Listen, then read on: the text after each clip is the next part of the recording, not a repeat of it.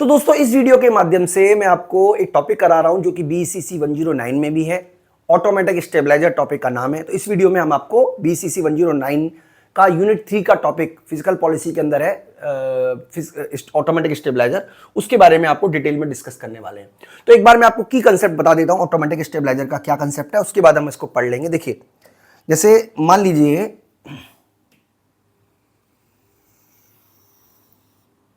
मैं आपको एक बार पहले डायग्राम के थ्रू समझा देता हूं। मान लीजिए ये हमारी एग्रीगेट डिमांड है और ये हमारा एग्रीगेट सप्लाई है और यहां पे हमारी प्राइस लेवल डिसाइड हुआ है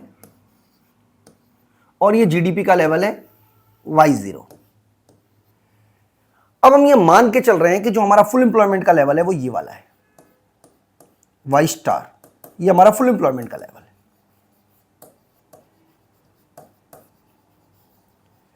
तो डेफिनेटली अगर आप फुल एम्प्लॉयमेंट से कम पे काम कर रहे हो तो इसका मतलब ये जो गैप है ये आपकी रिसेशन को दिखा रहा है, मंदी को दिखा रहा है,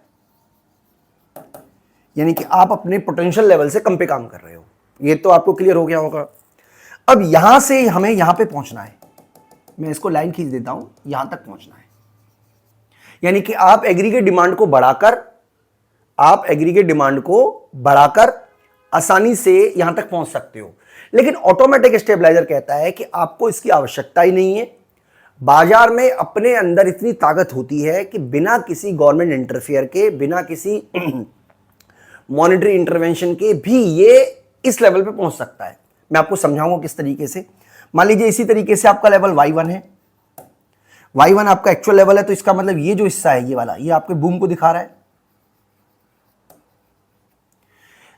उस कंडीशन में भी अगर आप इस लेवल पर हो, मान लीजिए इस एग्रीगेट डिमांड पर हो, मैं इसको डायग्राम चेंज कर देता हूं। मान लीजिए इस लेवल पर हो,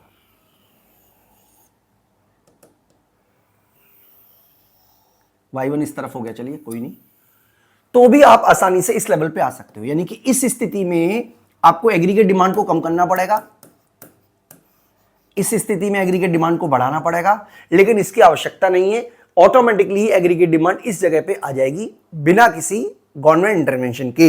इसी को हम बोलते हैं ऑटोमेटिक स्टेबलाइजर। मैं आपको धीरे धीरे करके समझाना शुरू करता हूं और डायग्राम मैं आपको लास्ट में बना दूंगा। सबसे पहले ऑटोमेटिक स्टेबलाइजर का मतलब है, automatic stabiliser is the mechanism which is economy that automatically adjusts to change in economic condition without need of direct intervention of the government। यानी कि गवर्नमेंट के डायरेक्ट इंटरवेंशन की कोई आवश्यकता नहीं है। बिना गवर्नमेंट के डायरेक्ट इंटरवेंशन के भी इकोनॉमी अपने आप को रीएडजस्ट करके दोबारा से वहीं पहुंच जाएगी जहां पर वो पहुंचना चाहती है। ड्यूरिंग इकोनॉमिक ग्रोथ, अगर इकोनॉमिक ग्रोथ है, मान लीजिए बहुत तेजी का समय चल रहा है, in this period rapid economic growth, employment rise करता है। इंप्लॉयमेंट राइज करने की वजह से फर्म प्रोडक्शन बढ़ाती है, इंडिविजुअल की इनकम बढ़ने से सब कुछ अच्छा होता है। टैक्सेस भी गवर्नमेंट को ज्यादा कलेक्ट होते हैं और डेफिनेटली टैक्सेस कलेक्ट होते हैं कि होने की वजह से गवर्नमेंट का टैक्स रेवेन्यू बढ़ता है। इन सब की वजह से जब टैक्स रेवेन्यू बढ़ेगा तो सरप्लस बजट बनेगा। यानी कि सरप्लस बजट बनने की वजह से धीरे धीरे करके, सरप्लस बजट का मतलब है कि गवर्नमेंट की इनकम ज्यादा है और गवर्नमेंट के जो एक्सपेंडिचर हैं, गवर्नमेंट की इनकम ज्यादा है और गवर्नमेंट के एक्सपेंडिचर कम है। इसकी वजह से धीरे धीरे क्या होगा कि इन्वेस्टमेंट का जो माहौल है उसमें सुस्ती देखने को मिलेगी। बेसिकली होता यह है, मैं आपको बता देता हूं कि जब बूम होता है तो कीमतें बढ़ती हैं। कीमतें बढ़ने के बाद धीरे धीरे करके बहुत से लोगों ने खरीदना भी बंद कर देते हैं। एक तरफ तो गवर्नमेंट पैसा कम खर्च कर रही है क्योंकि ऑटोमेटिकली गवर्नमेंट के पास बहुत सारा पैसा आ रहा है। गवर्नमेंट को लग रहा है मार्केट में पैसा पंप करने की आवश्यकता ही नहीं है, मार्केट में ऑलरेडी बहुत पैसा है, कीमतें ऑलरेडी बढ़ रही हैं। गवर्नमेंट को ये डर लगता है कि गवर्नमेंट कहीं ज्यादा खर्चा करेगी तो कहीं कीमतें और ज्यादा ना बढ़ जाए। धीरे धीरे करके लोगों की परचेजिंग पावर भी घटती है और इस सब का इंपैक्ट ये होता है कि बिना किसी वजह के एग्रीगेट डिमांड में कमी देखने को मिल जाती है। यानी कि गवर्नमेंट के बिना इंटरवेंशन के भी एग्रीगेट डिमांड कम हो जाती है और ये बिना किसी हेल्प के भी एक तरीके से आप कह सकते हो रिसेशन का माहौल खत्म हो जाता है। मैं आपको डायग्राम के थ्रू समझा देता हूं मैं आपसे क्या कहना चाह रहा हूं।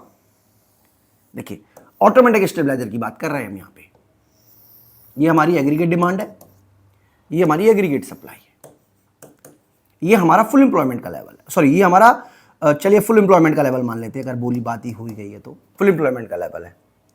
और ये हमारा है प्राइस लेवल जो कि फुल एम्प्लॉयमेंट के साथ एडजस्ट करता है। लेकिन एक्चुअल एम्प्लॉयमेंट का लेवल ये वाला है, ये हमारा एक्चुअल एम्प्लॉयमेंट का लेवल है। और ये हमारा एक्चुअल एम्प्लॉयमेंट है Y0 और ये हमारा प्राइस लेवल है P0, यानी कि ये हमारा एक्चुअल है, एक्चुअल आउटपुट। तो इस गैप को हम क्या बोलेंगे, इस गैप को हम क्या बोलेंगे दोस्तों, इस गैप को हम बोलेंगे इन्फ्लेशन या बूम।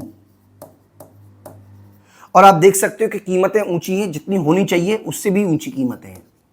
अब धीरे धीरे करके क्या होगा, गवर्नमेंट खर्चा कम कर देगी, कीमतें बढ़ने की वजह से डिमांड भी कम आएगी। हालांकि इसमें टाइम लगता है, लेकिन धीरे धीरे इकोनॉमी लौट के फिर से इसी पॉइंट पर आ जाएगी, यानी कि बिना गवर्नमेंट इंटरवेंशन के भी एग्रीगेट डिमांड धीरे धीरे घटेगी और फिर से इकोनॉमी इसी लेवल पे आ जाएगी जिस लेवल पे उसको होना चाहिए, यानी कि फुल एम्प्लॉयमेंट लेवल को अचीव कर लेगी।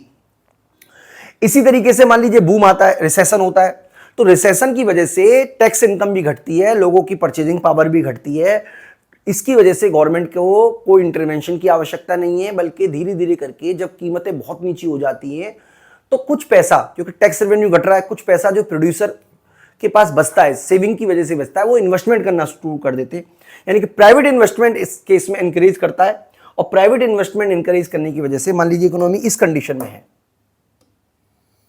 इस कंडीशन में है, जो कि हमारा रिसेशन को दिखा रहा है, तो धीरे धीरे इकोनॉमी मूव करेगी और इस कंडीशन में आ जाएगी। यानी कि रिसेशन भी नहीं टिकेगा लंबे समय तक और बूम भी नहीं टिकेगा अगर गवर्नमेंट कंट्रोल नहीं करती है तो। लेकिन दोस्तों इसमें टाइम लगता है। देखिए ऐसा नहीं है कि इसमें टाइम लगता है, गवर्नमेंट जो है वो बिजनेस साइकिल को कंट्रोल करने का इसलिए प्रयास करती है क्योंकि इसमें जो लगने वाला टाइम है उसको कम किया जा सके।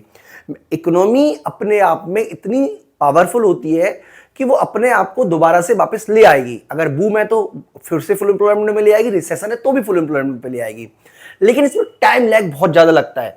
यानी कि अगर गवर्नमेंट इंटरवेंशन नहीं करती है, यानी कि रिसेशन के केस में जब सब कुछ खराब हो रहा होता है तो टैक्स कलेक्शन भी कम हो रहा होती है, लोगों के पास कुछ पैसा बचता है और उस बचे हुए पैसे को जब लोग खर्च करेंगे तो इन्वेस्टमेंट बढ़ेगा। लेकिन सबसे बड़ी लिमिटेशन ये है कि इसकी वजह से एक तो आप इकोनॉमिक फ्लक्चुएशन को बिल्कुल पूरी तरीके से एलिमिनेट नहीं कर सकते हो और साथ ही साथ बहुत टाइम लगता है। इसीलिए गवर्नमेंट को डिस्क्रिमिनेटरी फिस्कल पॉलिसी प्रयोग करने की सलाह दी जाती है। डिस्क्रिमिनेटरी फिस्कल पॉलिसी का बेसिकली मतलब यह है कि जब एक तो फिक्स पॉलिसी है, डिस्क्रिमिनेटरी फिस्कल पॉलिसी का मतलब है कि अगर बूम है तो गवर्नमेंट अपने एक्सपेंडिचर को कम करेगी, टैक्सेस को बढ़ाएगी, और अगर रिसेशन है तो गवर्नमेंट अपने एक्सपेंडिचर को बढ़ाएगी, टैक्सेस को कम करेगी। इसी को बोलते हैं डिस्क्रिमिनेटरी फिस्कल पॉलिसी, यानी कि जैसी आवश्यकता वैसी फिस्कल पॉलिसी, विवेकाधीन फिस्कल पॉलिसी इसको हिंदी में बोलते हैं। यानी कि अब सरकार अपने डिस्क्रिमिनेशन, अपने विवेक से अपने से फैसले लेगी कि उसको कैसी आवश्यकता है मार्केट में, जिसकी वजह से उसको जो पॉलिसी अपनानी चाहिए। यानी कि बेसिकली ऑटोमेटिक स्टेबलाइजर का मतलब यहां पे मैं आपको फिर से बता देता हूं कि मार्केट मैकेनिज्म इतना पावरफुल है कि बिना किसी गवर्नमेंट इंटरवेंशन के भी मार्केट में फुल एम्प्लॉयमेंट को अचीव कर सकता है, लेकिन इससे इकोनॉमिक फ्लक्चुएशन रुकेंगे नहीं और साथ ही साथ इसमें टाइम बहुत लग जाएगा। इस वीडियो में इतना ही दोस्तों, थैंक यू। और दोस्तों मैं आपको यह भी बताना चाहता हूं कि अगर आपको इस वीडियो से रिलेटेड नोट्स की आवश्यकता है तो आप हमारी एप्लीकेशन महाविद्या इकोनॉमिक्स को डाउनलोड कर लें, आपको वहां पर आपको ये PDF नोट्स अवेलेबल है। Thank you.